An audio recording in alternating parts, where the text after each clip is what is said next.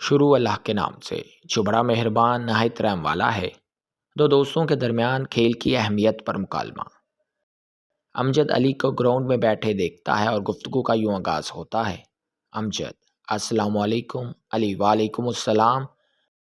अमजद: तुम आज ग्राउंड में क्या कर रहे हो? अली: क्या मेरा यहाँ ना मना है? अमजद हंसते हुए: नहीं यार, दरअसल तुम हर वक्त किताबों में घुसे रहते हो, इसलिए बोला। अली: मैंने सोचा आज ज़रा किताबों से निकल कर खुली फ़िज़ा में जाकर बैठते हैं।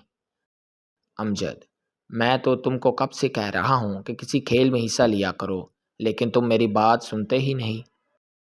अली: खेल अपने बस की बात नहीं, मुझसे एक ही काम हो सकता है, या पढ़ाई कर लूँ या खेल कूद।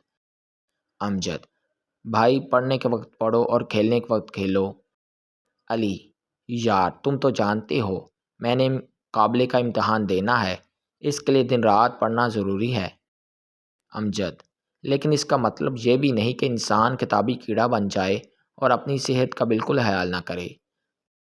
अली: खेल का सेहत से क्या ताल्लुक़? अमजद: तुमने सुना नहीं, एक सेहतमंद जिस्म में ही सेहतमंद दिमाग पाया जाता है। अली: वो कैसे? अमजद: खेल इंसान को ज़हनी और जिस्मानी तौर पर तंदुरुस्त रखते हैं, इंसान चौकस-चौबंद रहता है और शख्सियत में निखार आता है। अली: आज तुम्हारी बातों ने मेरी आंखें खोल दी, मैं पढ़ाई के साथ खेल के लिए भी वक्त निकालूंगा। अमजद: कि आज सारा दिन यहीं बैठने का इरादा है, घर नहीं जाना क्या?